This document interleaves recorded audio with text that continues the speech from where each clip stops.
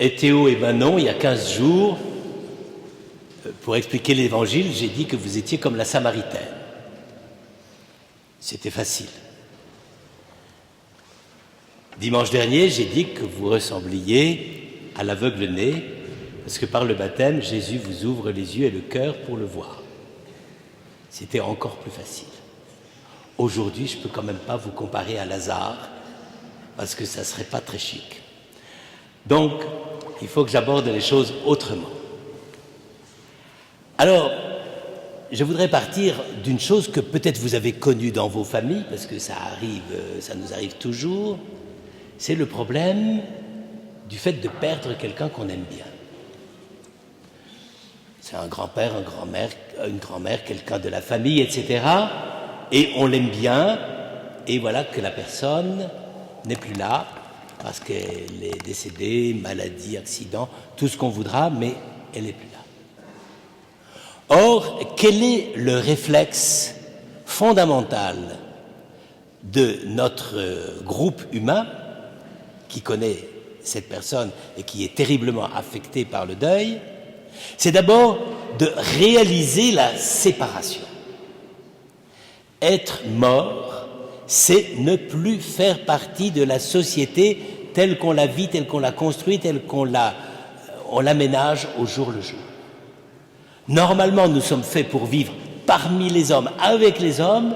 Être mort, tout à coup, radicalement, on est sorti de ce merveilleux échange qu'on fait tous les jours, même si de temps en temps on se dispute ou qu'on n'est pas content, peu importe, mais on est heureux que les gens soient là et qu'on partage quelque chose de profond, notre vie, nos idées, notre affection, notre bonheur, etc., des moments heureux, et puis même des fois des moments plus difficiles. Bien donc, la première chose, c'est qu'on réalise que la mort est une séparation. Tout à coup, la personne qui était peut-être la plus proche, la plus aisée, elle n'est plus là. Elle n'est plus là, et on peut faire tout ce qu'on veut, on ne peut pas la rejoindre. On n'arrive pas. Et alors, il y a une deuxième chose qui est encore plus incroyable, c'est que après la mort, il y a, vous le savez, il y a l'enterrement, il y a l'inhumation, la crémation, etc. Qu'est-ce que ça veut dire tout ça? En réalité, tous ces gestes, tous ces rites, c'est pour souligner que nous sommes désormais séparés. Quand on met quelqu'un dans la terre, ça veut dire là, désormais, on n'est plus dans les relations qu'on connaissait auparavant. Nous sommes les vivants sur la terre, et la Bible dit souvent ça, nous les vivants sur la terre, et tout à coup, celui qui était vivant est sous la terre. Ça, c'est l'inhumation. La crémation, c'est encore plus accentué. Tout d'un coup, quelqu'un n'est plus là et on n'a plus aucune prise sur lui puisque son corps, ce dernier geste, ce dernier signe a été réduit en cendres. Et puis, il y a tous les gestes par lesquels, par exemple, quand on fait une tombe, c'est une pierre, parce qu'une pierre, c'est quand même costaud, c'est épais, et généralement, plus les gens étaient puissants et des rois, plus ils faisaient des monuments extraordinaires. Enfin, j'allais dire, pour aller retrouver un pharaon sous une pyramide, en général, c'est un véritable sport, et on est très content quand on en retrouve, n'est-ce pas?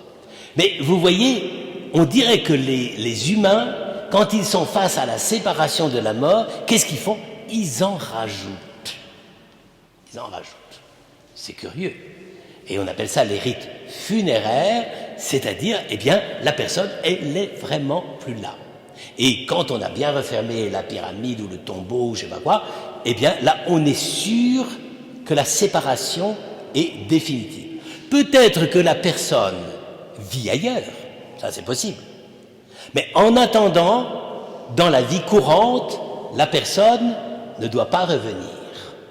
C'est pour ça, vous qui devez avoir lu Harry Potter et toutes ces choses-là, quand il y a des fantômes qui ressurgissent ou la littérature anglaise se délecte de cela, n'est-ce pas? Faire revenir les fantômes, alors là, c'est extraordinaire parce qu'à ce moment-là, on s'est dit, mais c'est une situation absolument sans équivalent. Tout à coup, le mort peut revenir. C'est ce qu'on appelle d'ailleurs les revenants. Alors, donc ça, c'est les réflexes humains les plus profonds. Il faut que, j'allais dire, en même temps qu'on accentue la différence, on dit, oui, mais nous, on est bien vivants. L'autre, il ou elle est parti. Alors, si vous avez ça derrière la tête, vous allez sans doute beaucoup mieux comprendre l'histoire de Lazare. L'histoire de Lazare, il y a 2 ou 3 moments très importants. Le premier, c'est les 2 sœurs. Les 2 sœurs, elles ont vraiment la foi. Elles croient vraiment en la puissance de Jésus. Et d'ailleurs, Marie a été un peu, je n'ose pas dire chouchoutée, mais un peu, Jésus a toujours été très sympa avec elle. Et donc, elle est proche de Jésus. Et quand elles voient que leur frère va mal, elles se disent, il n'y en a qu'un qui peut le maintenir parmi nous, c'est le problème de la guérison, c'est Jésus lui-même. Et elles ont le bon réflexe. Seigneur, viens, parce que comme tu aimes Lazare, comme tu nous aimes nous, tu vas nous garder ensemble. Je vous signale, c'est un peu le sens même que les chrétiens ont de la mort. Quand il y a un défunt, une mort, le geste que nous faisons pour les enterrements, c'est précisément de dire à Dieu, garde-nous quand même ensemble. C'est assez beau. C'est pas du tout, c'est fini, on ne veut plus le voir. C'est, on ne peut plus le voir. C'est, garde-nous quand même ensemble. Donc, Marie et Marthe d'ailleurs, elles ont le bon réflexe. Elles ont le réflexe de dire, il n'y en a qu'un qui pourrait nous garder ensemble, c'est le Christ. Seulement voilà, il n'est pas là, et donc, ils sont obligés d'envoyer un messager pour dire, écoute, tu devrais venir. Mais, curieusement, Jésus ne vient pas immédiatement. Vous allez me dire, ça c'est pas quand même très très bien, il aurait quand même pu se précipiter tout à fait incessante en disant, et je vais vite et je vais voir, moi j'en ai guéri d'autres, je peux guérir celui-là aussi puisque c'est mon ami. Eh bien non. Et qu'est-ce qu'il veut faire? Et c'est là qu'il faut comprendre. Il veut que Marthe et Marie comprennent que le bonheur d'être ensemble, ça ne va pas de soi. Certes, la plupart du temps, on est tellement habitué au bonheur d'être ensemble qu'on ne se pose pas de questions. On dit, ben voilà, Dieu n'a qu'à nous maintenir ensemble. Et c'est d'ailleurs pour ça, des fois, que dans la prière pour nos défunts, on dit, mais Seigneur, pourquoi tu ne l'as retiré? Tu n'avais qu'à nous le laisser, on s'en occupait très bien. Et Jésus dit là, attendez un peu, vous allez voir ce que ça coûte d'être séparés. Et donc, il monte seulement 2 ou 3 jours plus tard. Et évidemment, ce qui devait arriver est arrivé, c'est-à-dire Lazare est mort.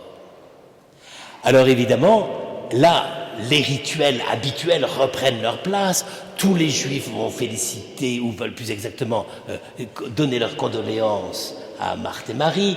Tout le monde est là ému, tout le monde pleure, etc. C'est terrible et tout. Et Jésus arrive là au milieu, presque comme un cheveu sur la soupe. Il arrive et les 2 sœurs, l'une après l'autre, ont exactement le cri de la foi. Si tu avais été là, Lazare ne serait pas mort. Donc, elles ont le véritable sens de ce qui se passe. Elles savent que si quelqu'un meurt, Dieu est concerné par cela. Et il devrait normalement faire que ça n'arrive pas. C'est notre réflexe à tous. Et nous avons raison. Nous avons envie de dire à Dieu, écoute, s'il y a un malheur, eh bien, on te demande à toi de faire que ce malheur n'ait pas les conséquences dramatiques de la séparation. Et alors, ça continue, parce que donc Marthe va d'abord, puis Marie, ça. Et puis, là, Jésus voit les conséquences de la mort de Lazare. Il y a une pierre. La pierre qui est là vraiment pour sceller la séparation. On ne peut plus le sortir. Et vous remarquerez que dans les évangiles, quand Jésus ressuscite, la pierre s'est roulée et ouvre le tombeau. C'est voulu, les 2 choses. Dans un cas, il est là, il est devant, et manifestement, là, il partage la souffrance des hommes par rapport à la mort. Donc, il ne dit pas « moi, ça ne m'atteint pas », il est devant la pierre et il pleure. Moi, je trouve ça, c'est peut-être le moment le plus étonnant, parce que c'est Jésus qui dit à tous les gens qui sont autour de lui, vous savez, la mort, pour vous, c'est horrible, pour moi aussi. Donc, égalité. Il y a une très belle phrase de la Bible qui dit « Dieu n'a pas fait la mort ».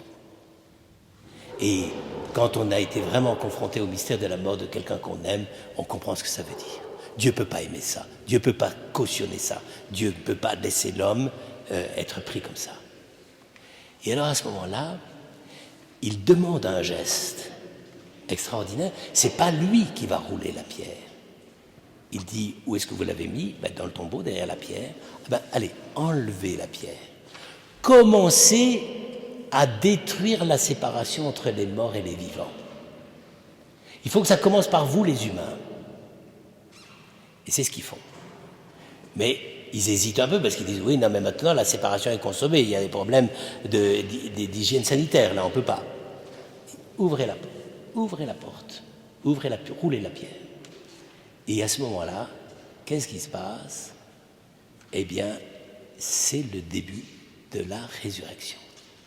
C'est-à-dire que Jésus a choisi précisément le signe, le symbole, le moment où la séparation entre les vivants et les morts est la plus accusée, la plus forte, pour dire non, la séparation n'est pas définitive. La séparation entre les vivants et les morts, ça peut d'une certaine façon continuer, mais sur un autre mode. Et c'est ce que nous vivons quand nous avons perdu quelqu'un que nous aimons beaucoup, nous avons ce sentiment-là. Et alors à ce moment-là, évidemment, eh bien, c'est lui qui dit la parole décisive. Lazare, il l'appelle par son prénom. Il ne dit pas « toi le mort, Lazare, viens ici dehors ». Ça veut dire « reprends ta liberté ». Quand tu étais dehors parmi nous, tu étais là à partager ton amitié, ton bonheur, de vivre avec tes sœurs, etc. Bon, eh bien maintenant, allez, viens ici dehors. On va voir que moi, je veux que la séparation de la mort ne soit pas définitive. D'une certaine façon, et c'est pour ça que vous lui ressemblez à Lazare, c'est parce que c'est un baptême. Quand on vous baptisera la nuit de Pâques, on vous dira « Théo et Manon, venez ici dehors, au milieu de nous, dans la liberté que Dieu vous donne. Viens ici dehors. » C'est ça le cadeau du baptême. Le cadeau du baptême, c'est, oui, bien sûr, on passera par la mort tous, c'est clair. Mais cette mort ne peut pas être définitive. Elle ne peut pas être irréversible. Dieu veut vraiment ouvrir et fonder un lien, un pont entre ceux qui sont morts et qui sont près de lui et nous, ici-bas sur la terre. Et ce pont, ce lien, ce passage, c'est lui-même. Car il a voulu lui-même passer par là. Il a voulu être séparé des vivants, mais pour dire « je reviens et je ne vous lâcherai pas. Je serai parmi vous, je serai toujours avec vous. » Comme il est ce matin. C'est pour ça qu'on est ici. C'est parce que le Christ est parmi nous. C'est la seule chose, c'est la seule raison. Eh bien, vous voyez, c'est ça que l'Église voulait aujourd'hui vous dire. Elle voulait vous dire, vous savez, tous, nous y passerons tous. Mais ou bien nous y passerons comme si c'était nous qui allions fermer définitivement tous les ponts, couper les ponts, etc., et qu'il n'y a plus de lien entre nous, ou bien c'est moi qui continue à créer le lien jusqu'au jour où le lien sera totalement et pleinement, définitivement établi. Eh bien, on ne va pas rester sur ces idées trop tristes, c'est pas la peine, mais au moins, c'est ce que je vous disais au début, quand on veut que le Seigneur nous crée des liens entre lui et nous, entre ceux qu'on aime qui sont déjà partis et nous, eh bien, le Christ lui-même veut nous montrer qu'il est capable de refonder les liens. Et donc, c'est pour ça qu'on dit qu'il est le Seigneur des morts et des vivants, c'est-à-dire que tout ce que nous vivons, tout ce que nous partageons, ça peut être entre nous ici-bas sur la terre, c'est très bien, généralement on en profite et on est très heureux, mais ça peut être aussi avec ceux qui nous ont précédés et qui nous ont, comme on dit, quittés. Mais c'est pas vrai, ils ne nous ont pas quittés, ils sont toujours là. Alors frères et sœurs, avec Théo et Manon, que ce dimanche de Lazare soit le moyen pour nous, ou en tout cas, j'allais dire l'aiguillon, pour essayer de comprendre ce que veut dire la vie humaine. La vie humaine, elle est fondamentalement lien entre tous les hommes, et que ces hommes soient ici-bas sur la terre ou que ces hommes soient déjà dans le cœur de Dieu. C'est pour ça aussi que nous sommes croyants, nous avons peur de la mort, nous sommes menacés, nous savons tous que nous sommes fragiles, mais il y a une chose qui est plus forte que tout, c'est que Dieu est capable, même avec cette fragilité et même avec cette pauvreté et cette difficulté à maintenir la vie, eh bien Dieu est capable de maintenir le lien, quoi qu'il arrive. Amen.